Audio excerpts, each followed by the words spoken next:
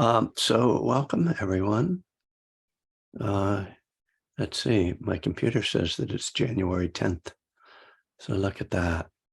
We've already gotten through 10 days of this year. I don't know if that's a good thing or a bad thing, but it's reality. So at least as far as time is real. But let's not get into that again. We're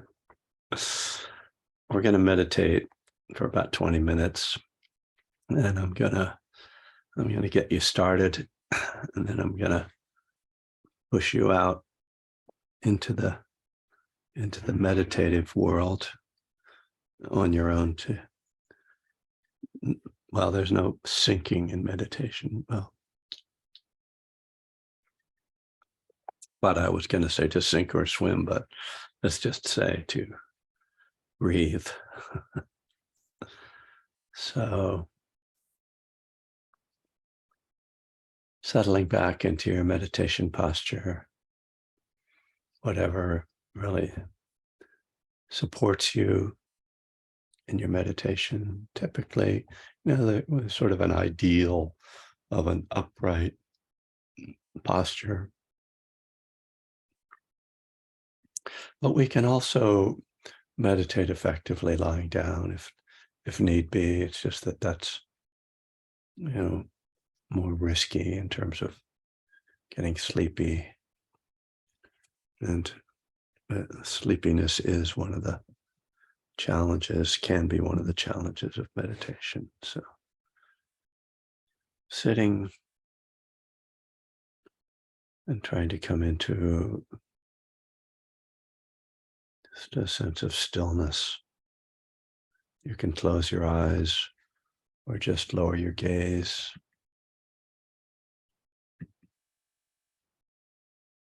We're really, starting by stepping out of the visual world and the visual sense, so that we can tune in more easily to our felt experience, to our mental experience.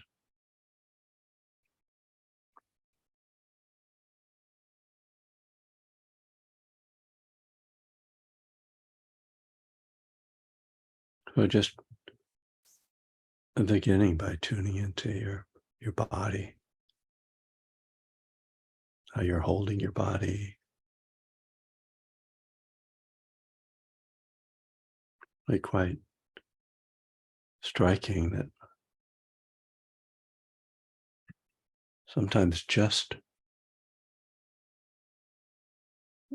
by trying to be mindful of your body, you start to notice subtle and even not so subtle things that are going on. It might be just the way you're holding your shoulders, or your tension in your face. Maybe you're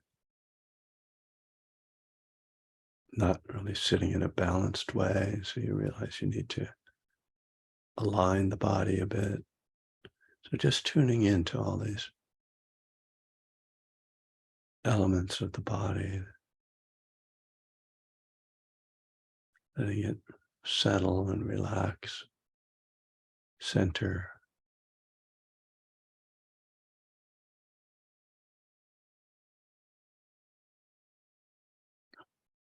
And as you do that, feeling the breath moving in the body.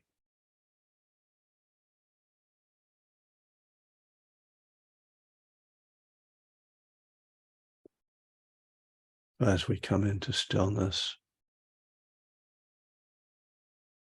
we might notice that the breath keeps moving.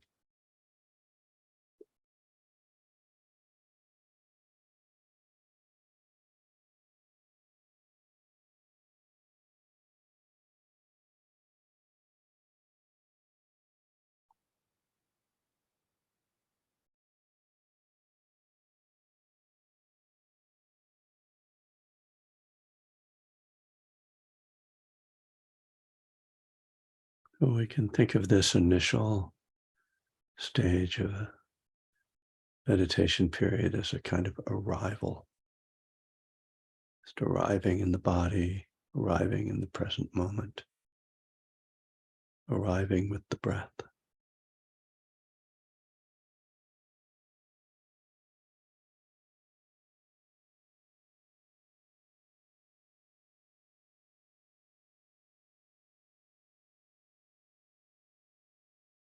You might notice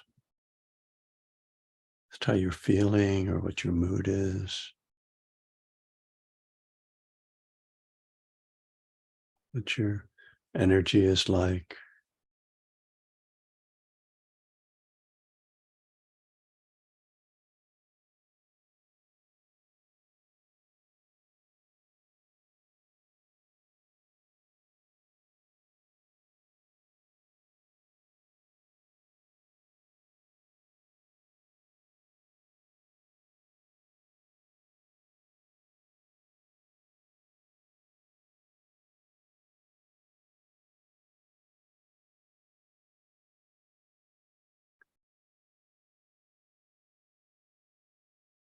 And beginning to focus more intently on the breath.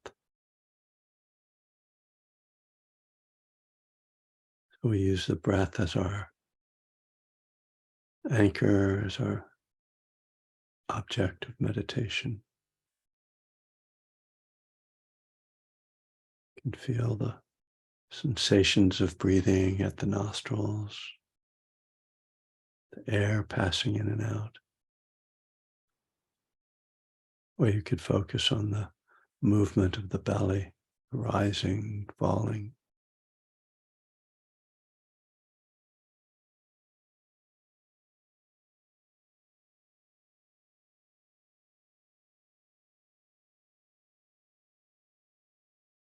So there's a sense of just resting with the breath.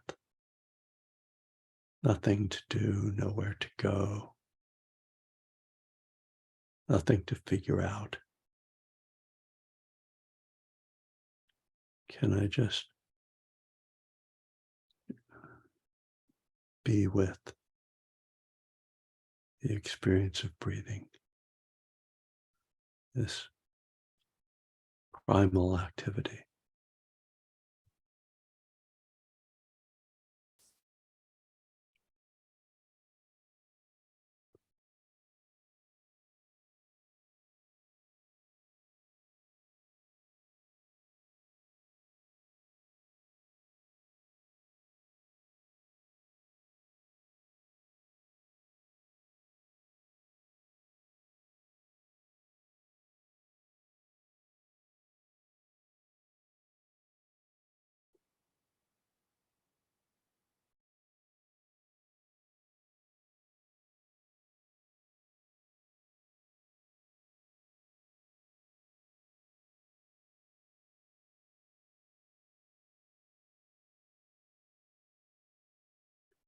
Being with the breath, as simple as it is,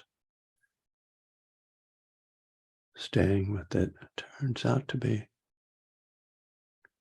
challenging. Our minds aren't used to the simplicity of just being with the sensation,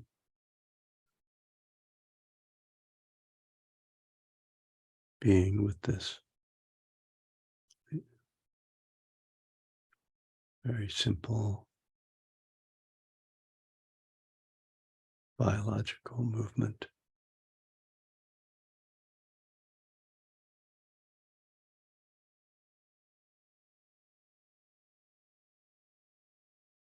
So very often the mind will run off, might go into some memory or some plan, might start thinking about the breath, thinking about meditating, which is not meditating.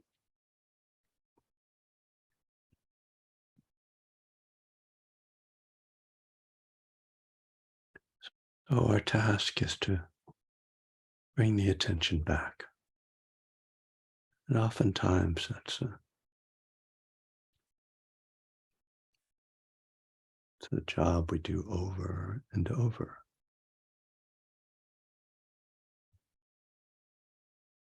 It's coming back to the breath.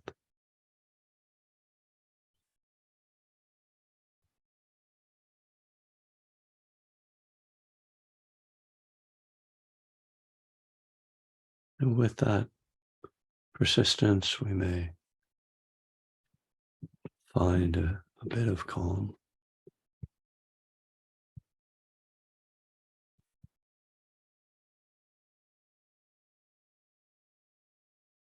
To some extent, that calm depends upon our reaction to the wandering mind. Do we become frustrated? Do we judge ourselves? Or do we see that wandering as just another natural behavior, just like breathing? The body breathes, the mind thinks. It's the job of the mind, not a mistake. And so we bring acceptance, kindness, patience, trust.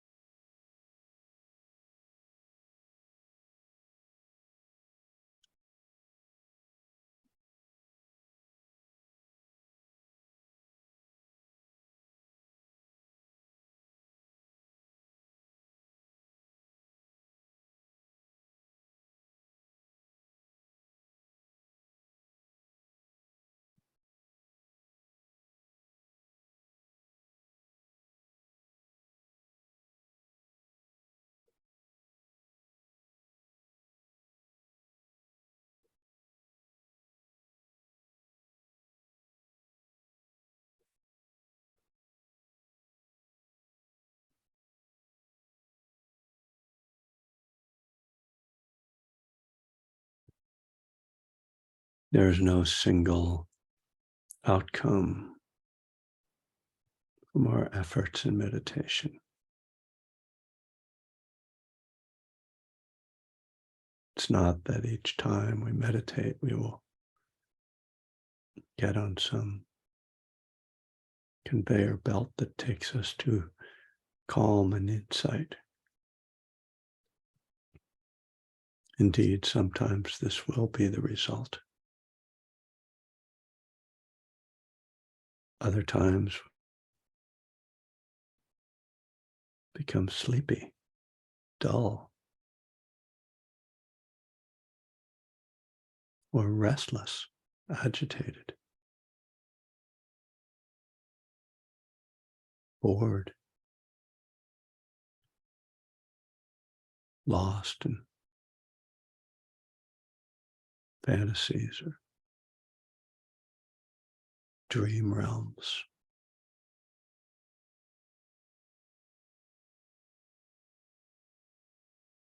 And we can't count on some result, and neither should we expect that. Mindfulness is not about controlling our experience, but observing,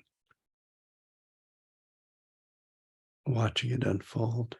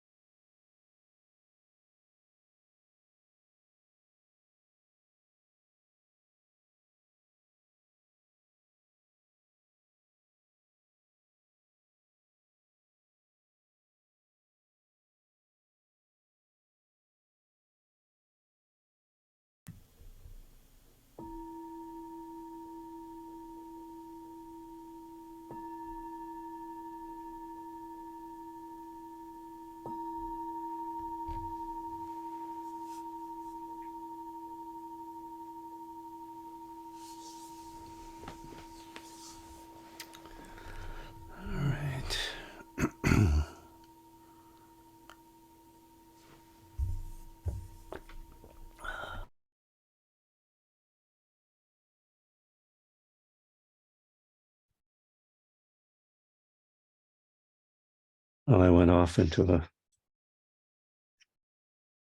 thinking about the fact that we're coming up on 3 years since the arrival of COVID on our shores here, and our what we sort of thought was going to come of that. And if someone had told us that 3 years in we'd still be dealing with it, we probably would have been more upset than we already were. But one just doesn't have to deal with 3 years at a time, right? We only have to deal with one day at a time. So here we are today, and I'm glad people are still showing up. A lot has been lost, and some things have been gained. One of the obvious things that has been gained is this online opportunity to be together that we didn't really realize was a potential a few years ago. It was very nice. As I said, I taught on Saturday in Oakland, and it was wonderful to be with people. And there's Zoom is not a replacement for that by any means. But there were only 15 people, and it's like, that's great. That was plenty, but they all had to drive there from somewhere or take a transit, and you guys didn't have to leave home. So in any case, it's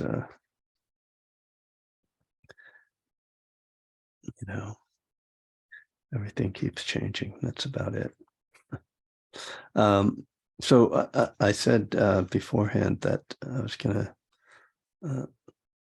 talk a little bit about, and I'm going to read from this book. I have to find the page I wanted to read. Okay, so it's called Being Nature, a down-to-earth guide to the 4 foundations of mindfulness. And this was originally published as Buddha's Nature back in 1998. And so I want to talk a little bit about Wes Nisker, the author. He is sort of known, he's something of a wit, a comic of sorts, a court jester of the counterculture, and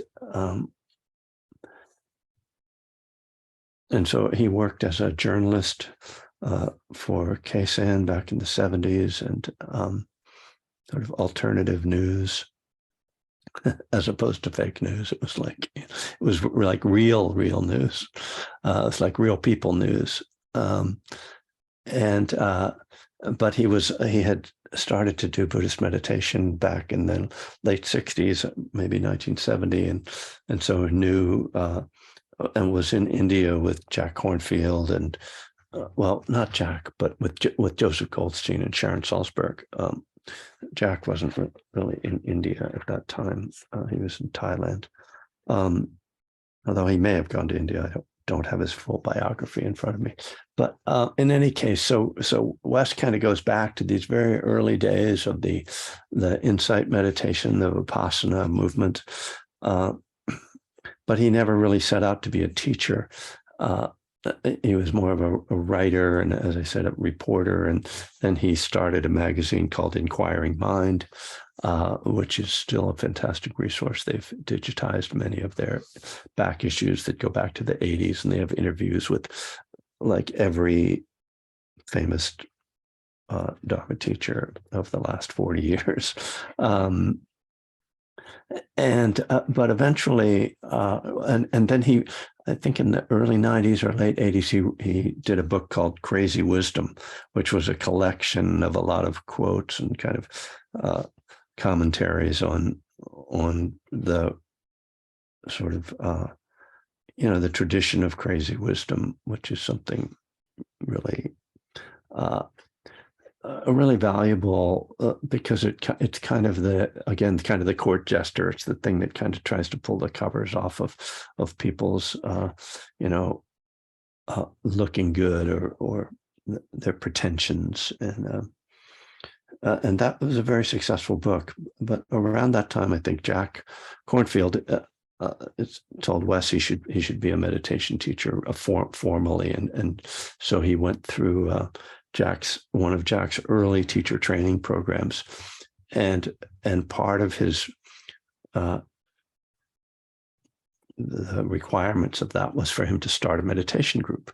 So he started a group in Berkeley Wednesday nights at the First Presbyterian Church on College Avenue, and I have happened to find out about it. And he started it around 93 or 94, and I found out about it right near the beginning of it.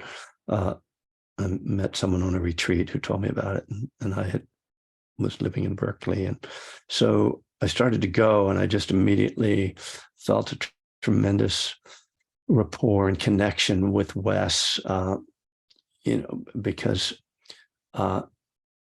he doesn't take things too seriously. Let's put it that way, and he had this approach to Dharma that was very kind of refreshing and innovative, and then he had this increasing kind of interest in the science of both meditation, but sort of evolution and physics, and kind of putting all these things together. And he would bring all these things into his Dharma talks. And then eventually he started to write this book. So I used to go to his classes every week. Wednesdays, I'd go to his class, and Thursday, I'd go to James Barris's class. Besides all of my retreat experience, those two teachers and their weekly classes through the 90s were kind of my teacher training, just watching how they taught and learning from them. And it was a tremendous opportunity to have these two really wonderful and very contrasting teachers. If you know James Barris, did I even say his name? Okay, good. He wrote a book called Awaken Joy, but he's one of the founders of Spirit Rock, and he's been teaching since the late 70s. And a wonderful teacher, but very different personality from Wes. So it was great getting I think it's really helpful to hear the Dharma from very different perspectives, because when you only hear it from one perspective, you start to think that's the way it is. And anytime you get an idea like this is the way it is, it tends to close your mind to the broader perspective. And also, if you're going to find the Dharma for yourself, it's really good to see that, there isn't one way, because when you're meditating, you're like, what's going on? I don't know if you ever had that feeling, but it's like, what is it? It doesn't seem like my brain is following the instructions that the teacher was giving. Like, what is wrong with me? And so to hear different teachers and realize, there's different ways to understand this and different ways to work with this and different approaches is very helpful. So I really encourage you to explore the range of teachers and find people that resonate for you, and also to explore people that don't resonate for you, and sort of what is it about that, and is there still something you can get from them even though you don't sort of feel drawn to them. Sometimes the people that annoy you will be the ones you learn the most from. So anyway, so Wes started writing this book, and he would just read as he was writing it. He would bring it to the class and read it to us, and so I fell in love with the book before it was a book, and when it came out, it did not get the kind of response that I think he hoped for, and certainly that I wanted people to get. And I think that's partly because of who he was, that people weren't really ready to take him seriously as a Dharma teacher, because they thought he was sort of a sit-down comic, as he would say, but he's a quite brilliant and innovative teacher. So, and I'll say one more thing before I read from this, that this is the first book I know of that took suttas and quoted suttas and did teachings out of the suttas,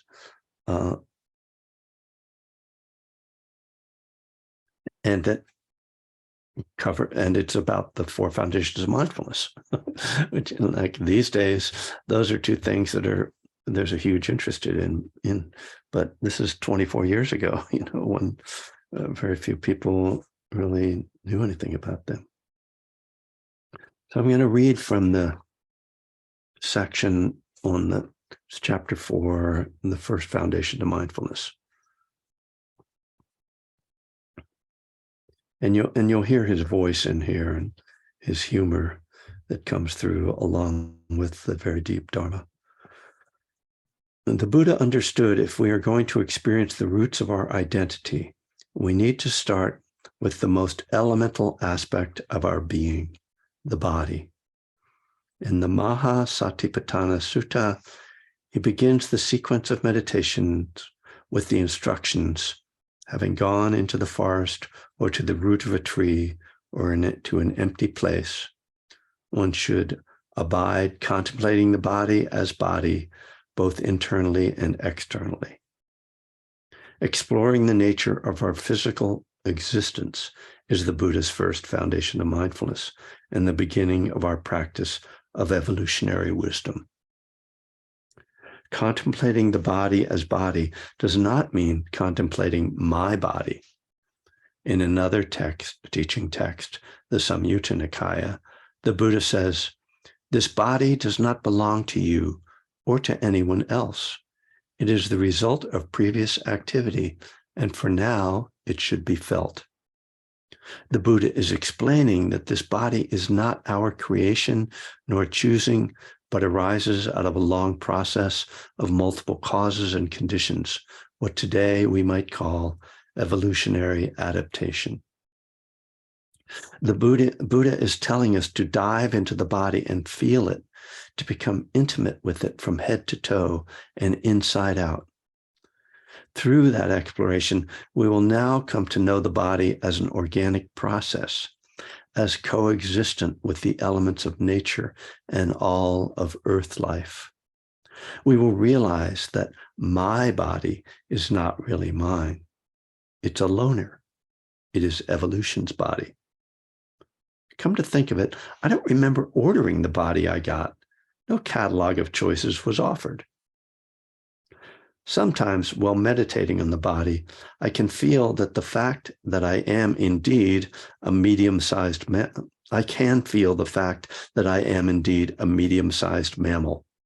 I am also a vertebrate, and so are you. To experience this for yourself, just grind your teeth together for a few seconds and feel the shape of your skull. We humans share a bone structure with all the chewers on the planet. We have hinged jaw and teeth. Our skeleton has been formed by 500 million years of continual adaptations, and its bony shape is encoded in the whorls of our genes. We don't own this body. It grows out of the life that has preceded us. In his teachings, the Buddha gave several reasons why the body cannot be regarded as mine or self. And the simplest one is that we don't have control over the body. In the discourse on the characteristics of non-self, the Anattalankkaya Sutta, the Buddha explains, were it self, the body would not suffer affliction, and one could have of body what one wished, saying, let my body be this, let my body be that. We can't will our body to change its features, and we can't stop it from being tired, feeling pain, growing sick, aging, or dying. The body has a life of its own. But the body does not have an independent existence either. For one thing, it is made up of trillions of cells that have their own destiny to work out, and it depends on trillions of bacterial organisms now doing their own metabolic thing in your mouth, stomach, and intestines. The life of your body also depends heavily on the earth, at least as a place to lie down on and catch a nap, and also on the heat of the sun to keep you warm and energized. Not least of all, your body's life is nothing without the fuel of oxygen, and therefore could not exist without the atmosphere. Your body's most obvious and intimate connection to the world is through one of our primary sources of energy and the very medium through which we move, the air. So the next section is about breathing, as you might guess. It's called breath. But I'll leave it there for now, and because the other thing that is obvious about this, that's striking about this book, is that it's also something of a forerunner in the area of bringing science in with Buddhism, right? Which is, again, another area that's become very popularized. But before Wes, I think the only book I knew that was really science and Dharma was the Tao of Physics, which was not a Buddhist book, but was, exploring kind of spiritual and Eastern ideas and through this lens of physics. But Wes is going right into the Dharma and really taking it apart in this really, really interesting. I hope you find that interesting. I find it incredibly interesting, because this isn't, obviously he's not teaching us the sciences. I learn a lot about science in this book, but it's not that the end purpose isn't, so you can learn about science, but it's so that you can have these insights that will inform your practice, because it's really, really helpful, this idea, as you're sitting, to realize, this is just nature happening. It's not me. It's not my story. This is not my body. And seeing where it comes from, and having that as a kind of container for your practice, I find very helpful. It's kind of something that I fall back on when I need to be reminded, don't take this so personally, or, it's my body, I have to deal with it, but don't think that you're going to get out of it what you want, or that there's something wrong with you when something goes wrong with your body. If we do that stuff, right? Like, why am I sick, or why do I look like this, or whatever, like some story that we take it also personally. And he really reminds us that we're just like this, we're just part of the wave of evolution, and we're, in this moment, we are on the front of that wave of evolution, but, we will die, and then others will just carry it on. Life will continue. So I'm like getting back into reading this book for the first time in like 20 years, and getting a lot out of it and enjoying it a lot. It was sort of, when I realized, or when I thought, maybe I'll read from this book today, it was kind of a relief to step away from always reading from my own books. Like, wow, there's lots of other good books out there that don't have to just depend on my own stuff. And sometimes I get uncomfortable always working with my own material. So, yeah, do I have more to say? Well, yeah, I will. I'll talk a little bit more and then open it up. reading this, because I was reading this morning before my own morning sit, and remembering a moment that was back sort of around this, earlier than this, in the early 90s, 93 or 94. So I was in graduate school in Irvine, and I had a little apartment over a garage, cute little place, as on Balboa Island, which is this man-made island in the Newport Harbor, and very pleasant. And at the end of the semester, I was still connected to Berkeley, but I would, at the end of a semester, I would sometimes take a few days and just stay there and do a self-retreat in my apartment. And there's one moment that I remember really distinctly, and those of you who have been on retreats know how this is, that you'll have these little just moments that stay with you.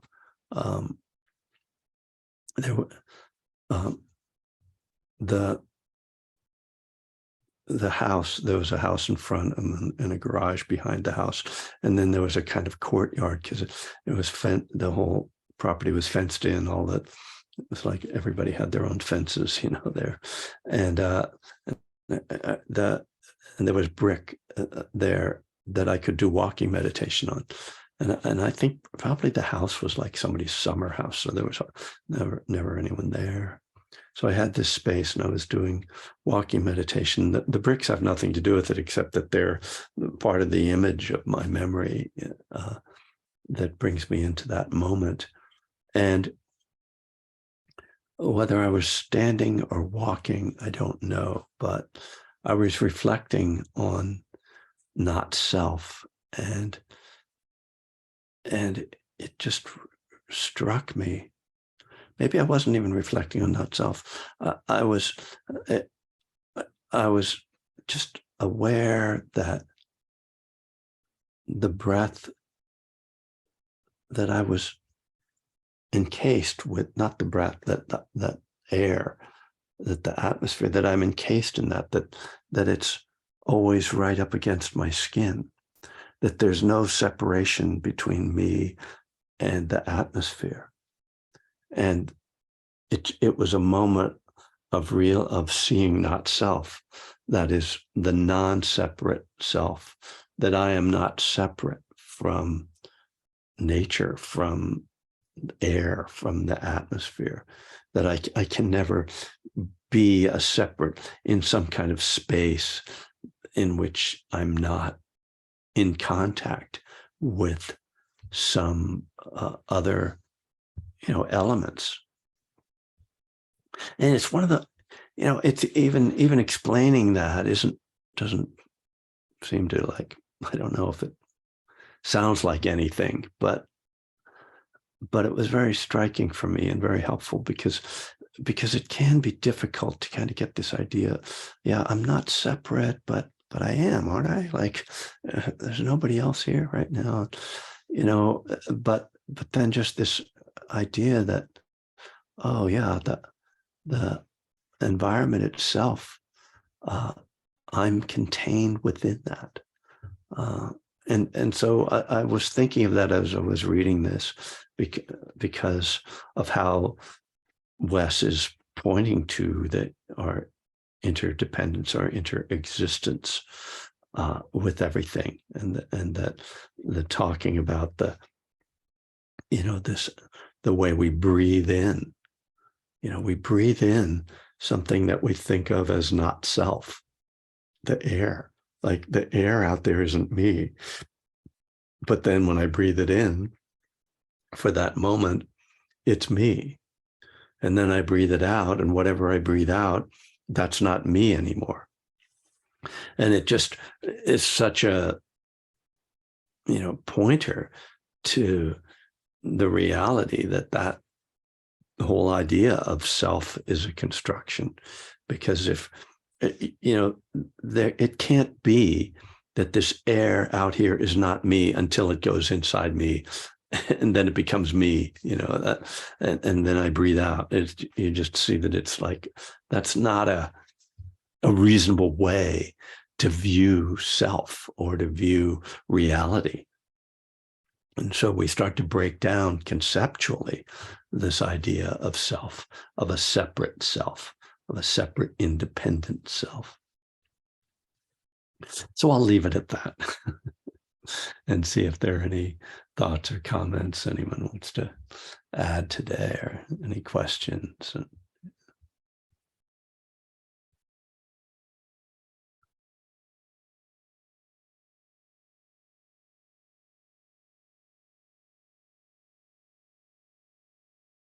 All right. Everybody's got the information they need. I see there was a question about James Barr's Awakening Joy. Yes, that's right. So thank you, Susan, for that. Bill, hi. Oh, hi, Kevin. Hey, this brings a lot of stuff. Just by talking about Scoop, as I'll call him, yeah. during your dissertation here, it brought out a lot of memories for me growing up in San Francisco in the 60s and 70s, and getting the firsthand feeling of underground radio. Yeah. Which KSAN got a little more, mainstream after a while, but in the early days, Scoop would come up and do his news and put a spin on it that nobody else was doing. Yeah. And I loved his comment at the end of every news segment he did. He says, if you don't like the news, go out and make some of your own. And that was part of the deal. Anyway, I just got an email just recently from Spirit Rock, and there's going to be a benefit for him on the 29th, I believe, of this month, at Spirit Rock. And it's both online, or it's actually on land. I'm actually considering going out there. I'll be there. Oh, cool. I'll be on stage. Oh, wow. Maybe there's another reason for me to go out there. I don't know. But, apparently he's hit a little bit of a skid in his health wise. And it's kind of a benefit for him to some extent, And I know I think Jack's going to be there, Jack Cornfield. Yeah. And I think Joseph Goldstein's going to come in on video. Yeah. So I just thought I'd throw that out there. If you can't make it out there, but you can look at it online if you want to through Spirit Rock. So thank you, Bill. It's such a reminder of how bad I am at promoting things. Like, of course. I meant to mention that. Yes, that'll be wonderful. And you sent me that great video from the last night of Winterland. Winterland, right? Yeah. And I think I might have been there, but in those days it was pretty hazy. So who knows? Yeah. Oh, really? And Wes Scoop was on TV for that. For they did video of him interviewing people. Yeah, I just saw him. Went to visit him last week. His health is not good at all. And he's just turned 80, and sometimes that doesn't work so well. But if you can come to that live or not, or on Zoom, definitely do. Something else that Wes is known for is writing music songs, like the Buddha Blues, his most famous one. It's on January 29th. It's on the Spirit Rock website. And part of he, as I suggested, he became something of a mentor for me and a friend, and that it was his group that I first taught when I started to teach Dharma in the 90s. It was at his group that I first started to teach. And in any case, he writes music, and I started recording backing tracks for him because he would do these live shows. And so I'm going to do some music. I'm not sure if he's really going to be up to singing, but if not, I'll, somehow muddle through and sing one or two of his songs at that event. So I'm really delighted to be be able to go to that. And I haven't been to Spirit Rock in 3 years, so be my first time back since February of 2020. So yeah, maybe Monica, you could find that link to the Spirit Rock, to that event. Just go to the Spirit Rock website, and it should be on the, if it's not on the front page, it'll be on the calendar. I was looking, but someone else found it. Thank you. Someone else. Oh, that's. Oh, yeah, there it is. Sorry. Thank you. Yes. Yeah, thank you. Oh, John. Yeah, thanks, John. Appreciate it. That's great. Yeah. And that'll be fun.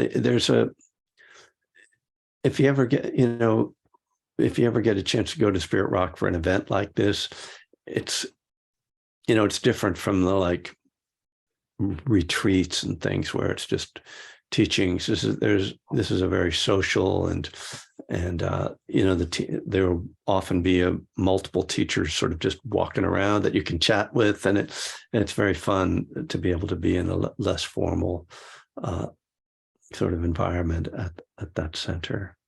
So any other thoughts or questions? I'll mention that I'm going to be tonight. I'm doing the Boulder, Colorado meditation group. I'm looking at you, Monica. Oh wow! Tonight? Oh. Yeah. I'm going to give a talk on living kindness. That's Insight Boulder. Yeah. Okay, I'll look for it.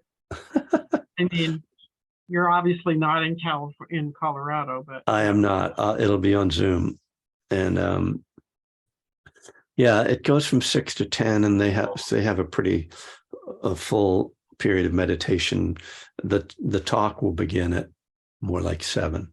So if you just want to come for the talk, you can do that, I think.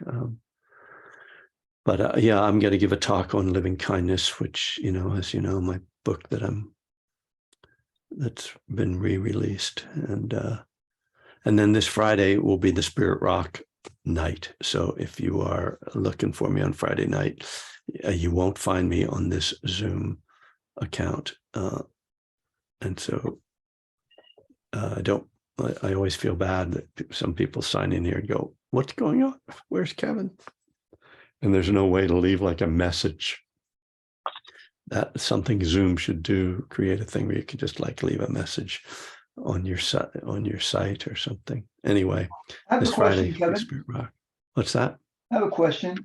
Oh yeah, go ahead. Last week, I was a couple minutes late jumping in, and it said it was closed. And I was curious, is that something that's normal? Because it seems as though people were able to get in after. Oh, was that last Tuesday? Yeah. Was that the day we got the Zoom bomb, Monica? Yeah, somebody came in saying inappropriate things, and we booted them out and then closed the meeting so they wouldn't get back in. Okay. It was a very unusual circumstance. In 3 years, we've only had that happen twice. So hopefully it never happens again. Sorry about that. I'm going to learn to isolate people too, so we can unlock the meeting, since we have such strict protocols already. Yeah, thank you. Yeah, thanks for asking, David. That was unfortunate. You can write a message in waiting room, says Debbie, but the thing is that I can't be on the Spirit Rock Zoom, and also I'd have to, have a different login probably to have both Zooms going on at once on the same computer. I don't know. Well, I believe you can you can create a waiting room for your meetings, because I know you have your meetings set up, 1, 2, 3, 4 for a certain period of time, right? Right. So you can create a message in the waiting room. They only allow you a certain number of words, but it will only apply, I believe, to that meeting. I could check it out a little bit more for you if you like. All right, sure. Yeah. Thanks. Thanks. All right. Well, in any case, those are the upcoming events tonight, and then I'm also this Sunday. I'm at the San Francisco Gay Buddhist Fellowship. If you are in the area, and you can come to that online as well. Wonderful group. So yeah, I'm just looking at my calendar to see if I've got anything else I should tell you about. Going to the dermatologist. No, that's you don't care. Sorry. No, that looks like it. Vermont Insight on the 28th. Wow, I've got a busy month. All right, but I'll let you know about that when it's coming. It's a half-day event. So as a takeaway today, I'm going to just suggest that you pay attention to your body as something that's just a manifestation of evolution, and what that might mean and what the implications of that are. So that's your takeaway for this Tuesday. And I wish you all well. Those in pretty much most of North America is under some kind of weather catastrophe. So I hope everybody stays safe and warm and dry. Be well. Peace.